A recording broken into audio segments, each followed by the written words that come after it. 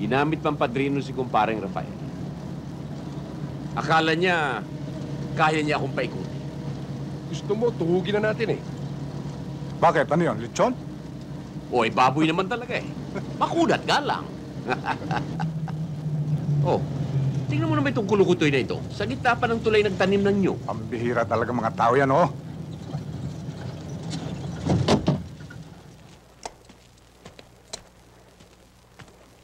Hoy, ano ba naman yan? Bilis-bilisin niya pag-alis niya at dadaan kami.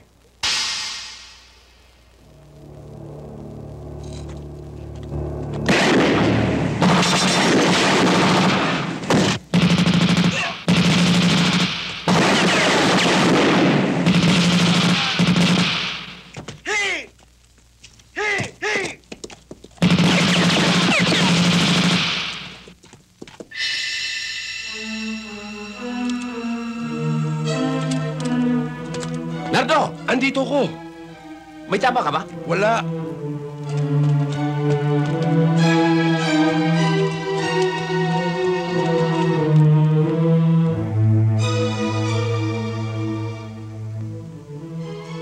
Tumigil na ng paghinga si Carias.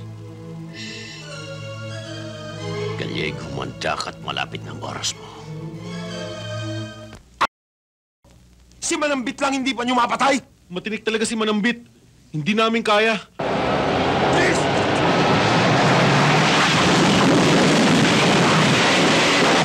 Boy, si Manambit! Upakan niyo!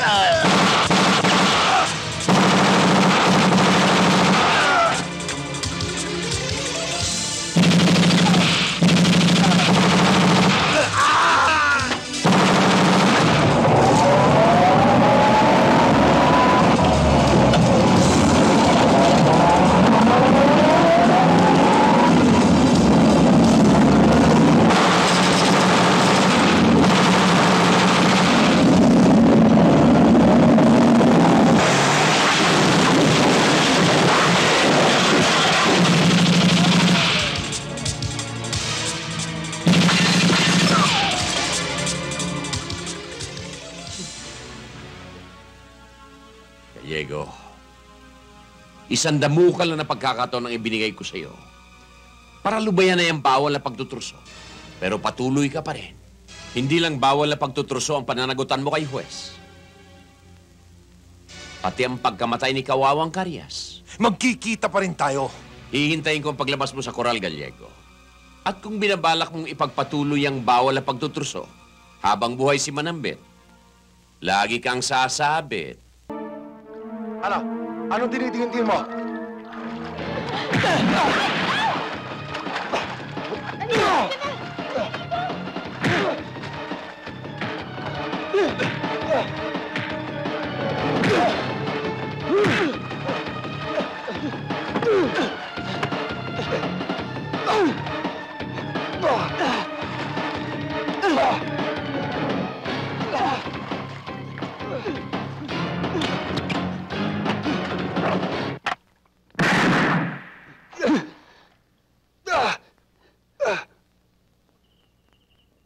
Dalawang baril ito, Anghel. Hindi mo babayaran, pero gagamitin mo ayon sa ipagagawa ko sa iyo. Kinalulungkot ko, Major. Pero hindi ko matatanggap yung mga baril niyo. Kung inaakala mo makakatanggi ka sa akin, mag-isip ka uli, Anghel. Dahil nakasangla na ang buhay mo sa akin at naniningil na ako ngayon.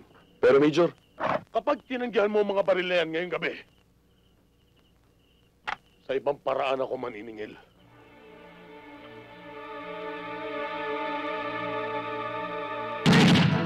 Bilis!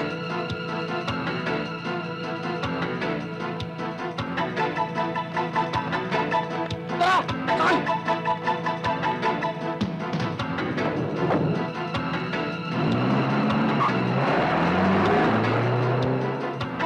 Go! Sige, saka! Bilisan nyo! Ano pera? Bilisan nyo!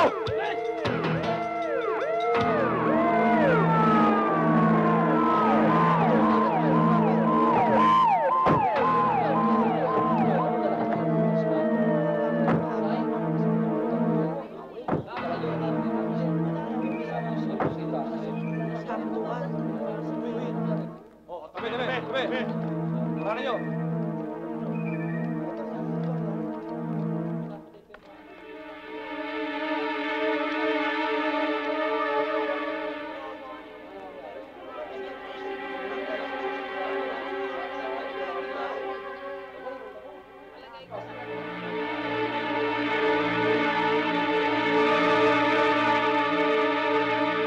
Sir, wala ng pala ito ah. Bakit nyo kami dinala rito? Tsaka, parang puklibingan to, sir, ah. Sir, yung party namin, hindi nyo pa nabibigay, ah. Hindi nyo nakakailanganin ng pera. Ha? Tapos na mission nyo rito sa lupa. Huhusgahan na kayo sa impyerno. Pero, sir, bakit ako?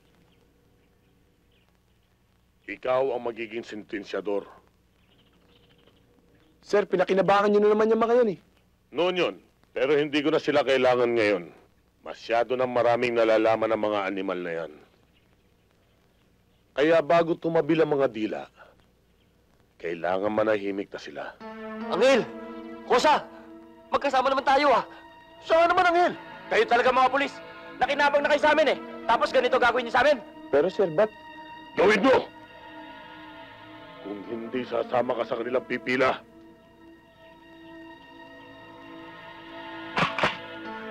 Angel, wag! Para mo na awas! Dilihan mo!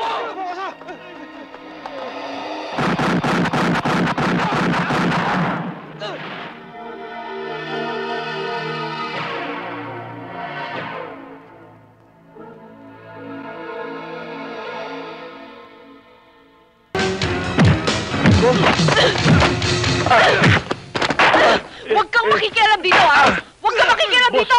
Boss ko rin yun eh. Ano nangyayari dyan? Anong gulo to, ha? Di ba sabi ko sa'yo, gulpihin mo siya? Ano? Ayaw mo gulpihin? Ako na!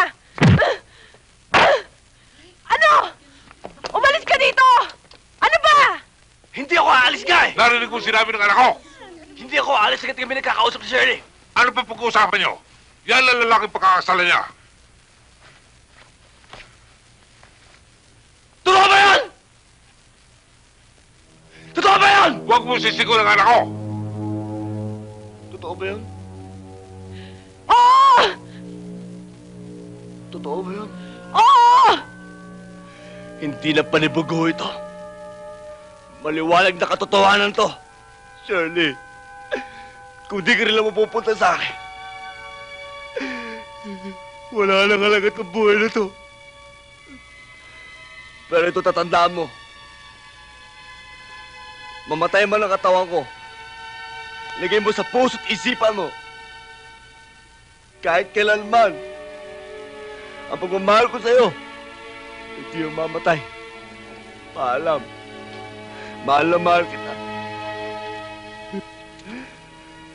Maraming salamat. To perfecto. Pero ito lang tatandaan nyo. Bago ako mamatay. Inasama ko to!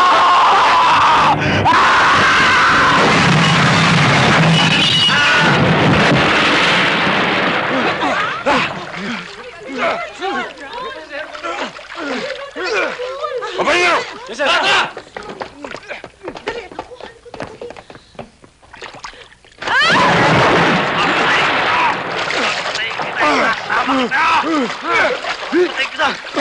Tama na! Bonggoy, ako na nahihirapan sa ginagawa mo. Lahat gagawin ko dahil mahal kita. Sinungaling ako pag sinabi kong hindi kita mahal. Ano ba? Makinig ka sa sasabihin ko. Namatay ang mami sa panganganak sa akin. Mula ng pagkabata kami ni Papang magkasama.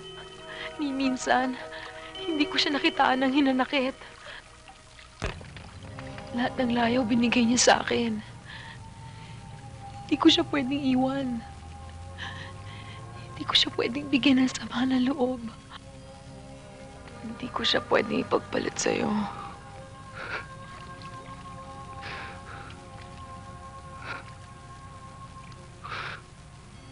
Ito na sanang huli natin pagkikita. Bongoy, mag-ingat ka. Makakahanap ka rin ng babaeng magmamahal sa'yo.